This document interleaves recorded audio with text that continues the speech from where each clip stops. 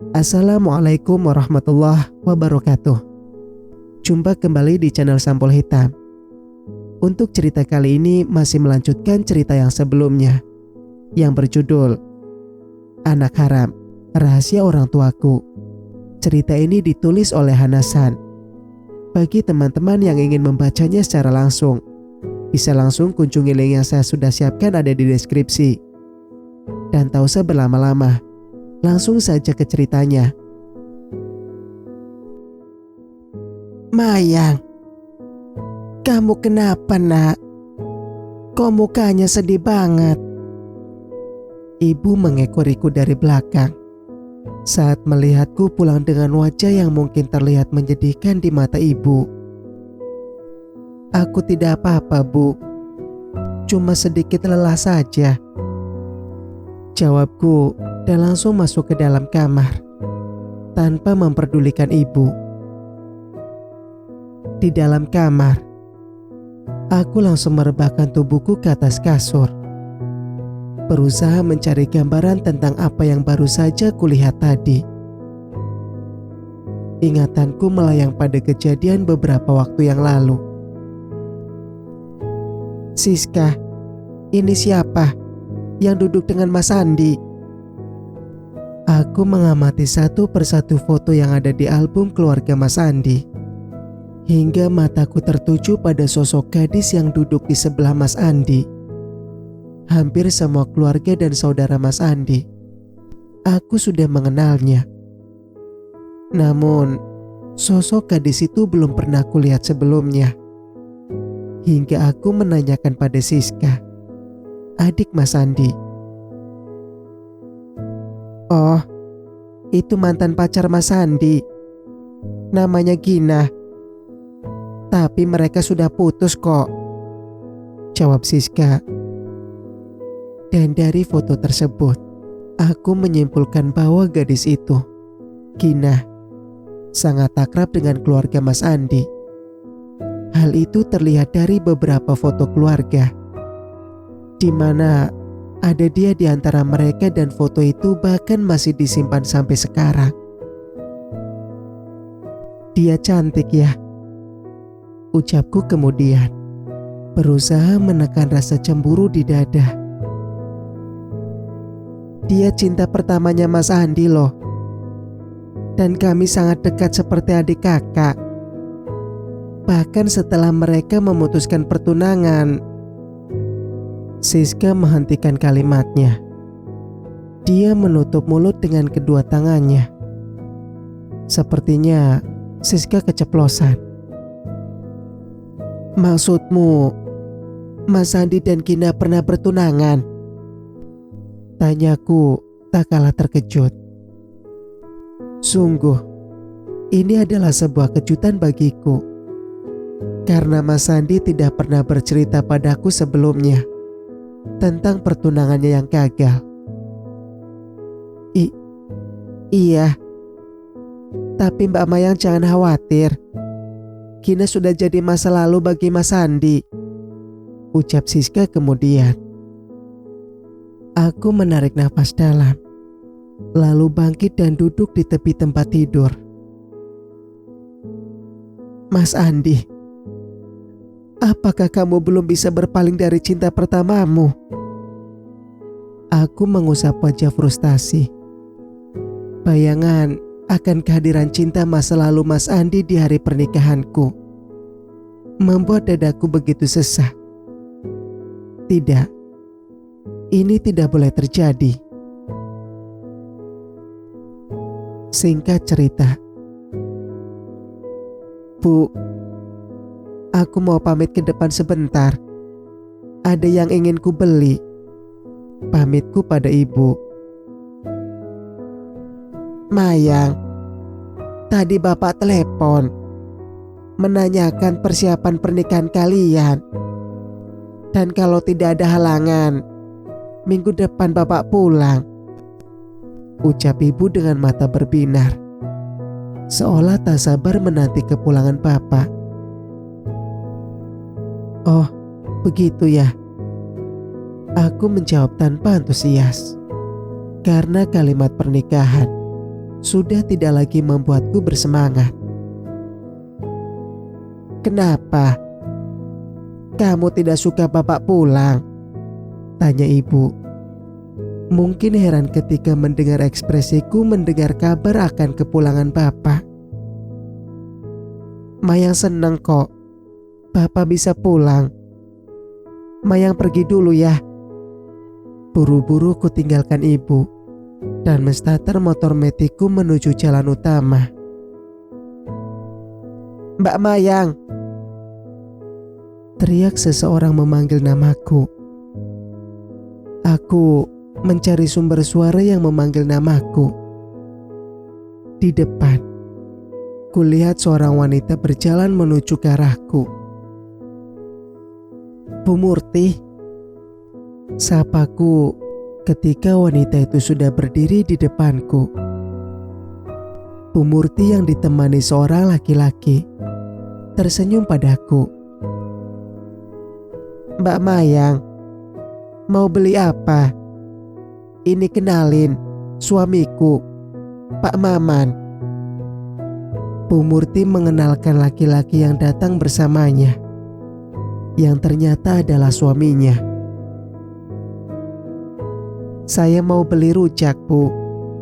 Siang-siang gini kan enak kalau makan rujak," jawabku.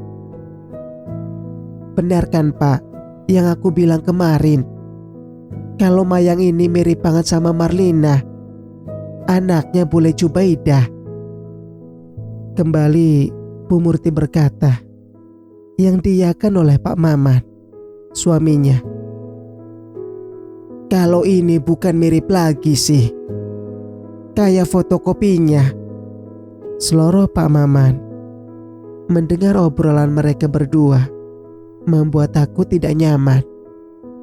Apalagi beberapa orang yang sedang berada di warung tempat aku membeli rujak kini memandangku penuh tanda tanya. "Benarkah itu? Kapan-kapan sampean mampir ke rumah. Ibu masih ada kok fotonya. Pas kami sekolah dulu," jawab Bu Murti mencoba meyakinkanku.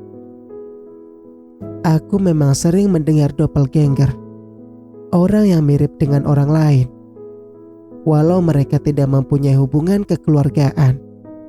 Dan hal itu banyak terjadi di belahan bumi ini.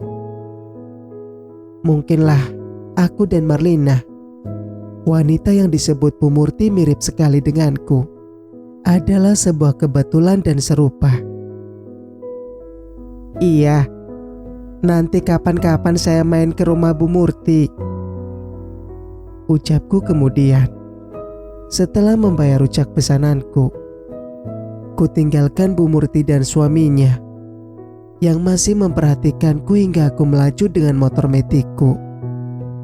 Ketika hati berada dalam suatu dilema, perputaran waktu terasa menjadi begitu lambat, seolah sengaja membuat hati semakin gundah gulana.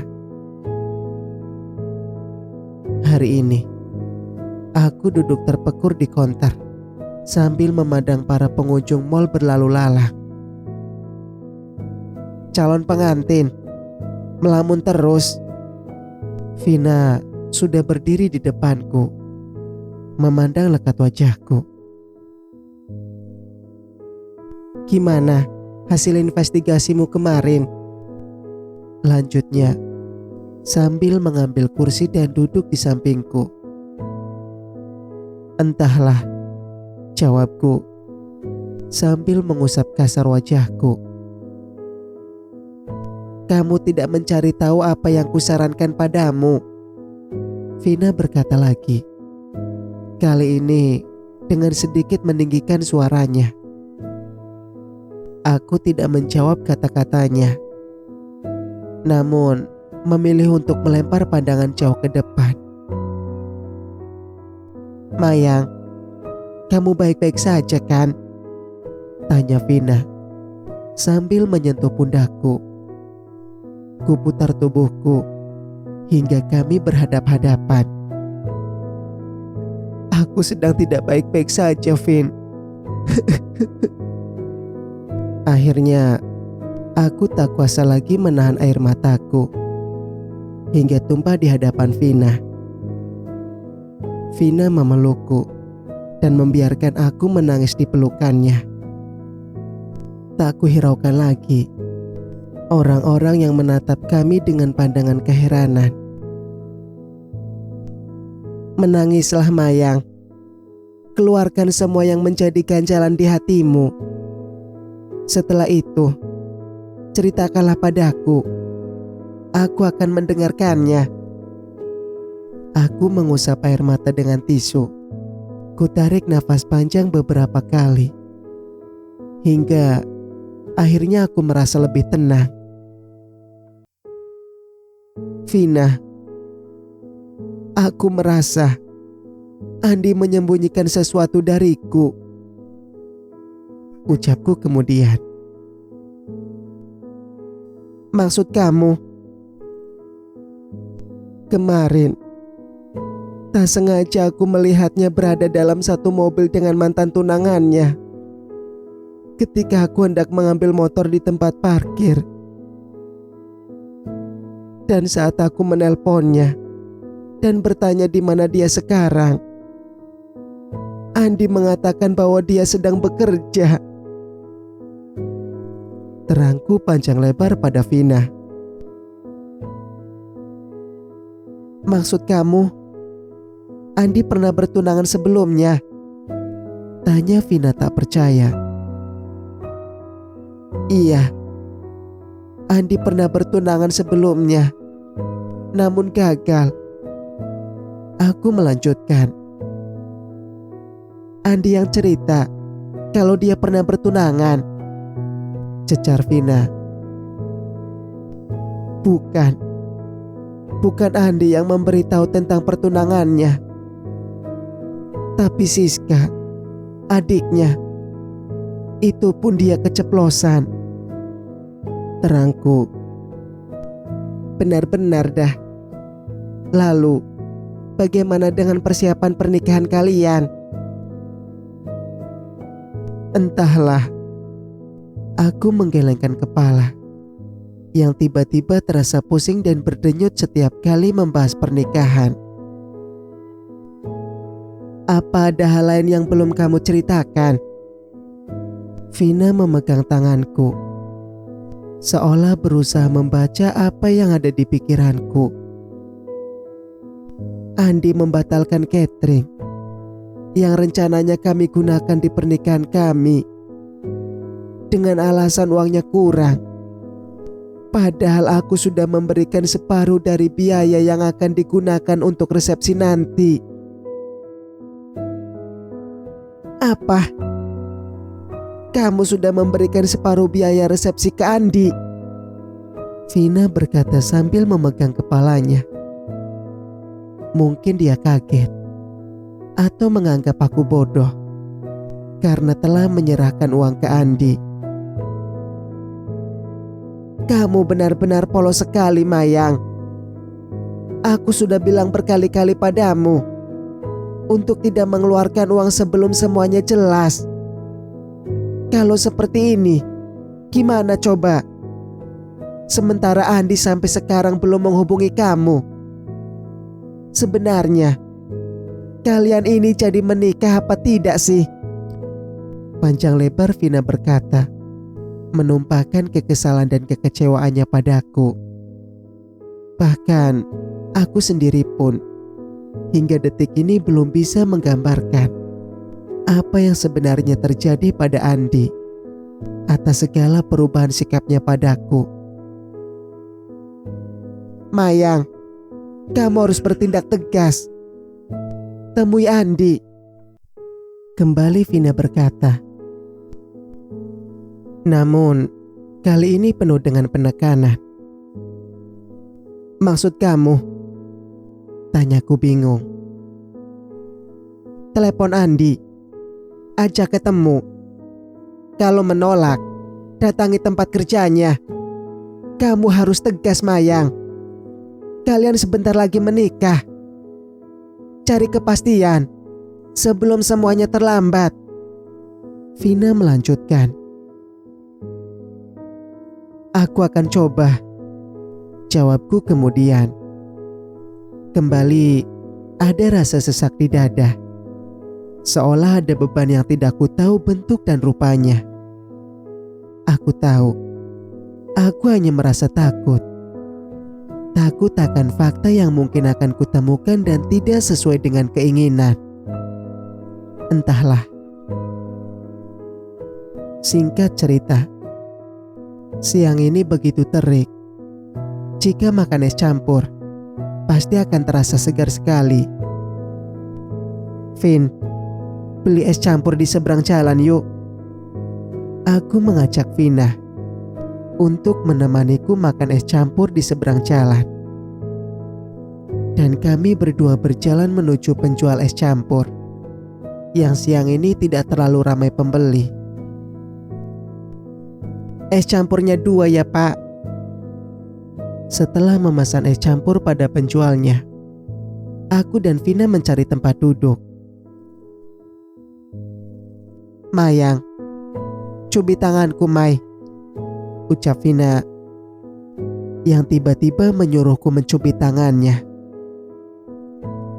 Apaan sih minta dicubit? Nih, aku cubit beneran. Ah, teriak Vina kesakitan sambil mengelus-ngelus tangannya yang baru saja kucubit. Berarti aku tidak mimpi, Mai, ucapnya lagi. Kamu kenapa sih, Vin? Dari tadi gak jelas banget, kerutuku. Barusan aku lihat wanita yang mirip banget sama kamu, Mai. Asli, mirip banget. Kayak pinang dibelah 2. Bedanya dia versi tua, kamu versi muda. Walau aku yakin wanita itu umurnya gak jauh beda sama kamu, lanjut Vina. Aku sedikit merasa penasaran mendengar apa yang dikatakan Vina. Apalagi Vina bukan orang pertama yang mengatakan tentang kemiripanku dengan seseorang. Di dunia ini kan banyak orang dengan wajah yang sama, Vin, ucapku kemudian. Iya juga sih. Anggap saja apa yang kulihat tadi adalah kebetulan. Tapi apa mungkin seseorang bisa mirip begitu dengan orang lain? Ucap Vina masih dengan ketidakpercayaannya.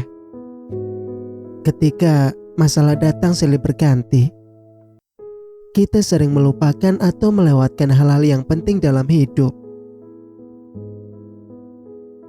Mayang, tadi bapak telepon. Katanya mau pulang lebih awal, ibu berkata sambil tangannya dengan terampil menyulam benang-benang hingga terbentuk sebuah motif bunga yang cantik. Oh, jawabku singkat. Entah kenapa pembahasan tentang bapak selalu membuatku malas dan tidak berminat. Kok gitu? Kamu masih marah sama bapak? Ibu menghentikan menyulamnya. Wanita yang seluruh hidupku ku kenal sebagai seorang ibu yang lemah lembut dan penurut terhadap suami, kini menatap mataku dengan pandangan teduhnya. Bukan begitu, Bu. Mayang cuma belum siap.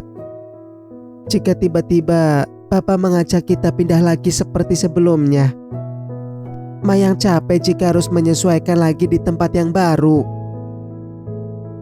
Bapak yang hanya pulang ke rumah beberapa bulan sekali dan selalu membawa kami berpindah-pindah dari satu kota ke kota lain. Hidup berpindah layaknya kaum nomaden membuatku kehilangan masa kanak-kanak dan remaja. Dan setiap kali kami pindah ke tempat baru, itu pun jarang yang bertahan lama, sebelum akhirnya Bapak membawa kami ke tempat lain. Bapak seolah tidak pernah memikirkan perasaan kami.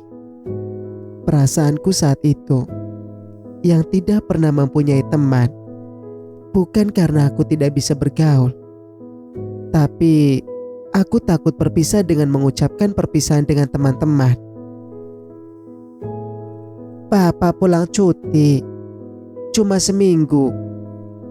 Setelah itu akan berangkat kerja lagi dan baru pulang lagi menjelang hari pernikahan kamu nanti, ucap ibu seolah mengerti apa yang kupikirkan.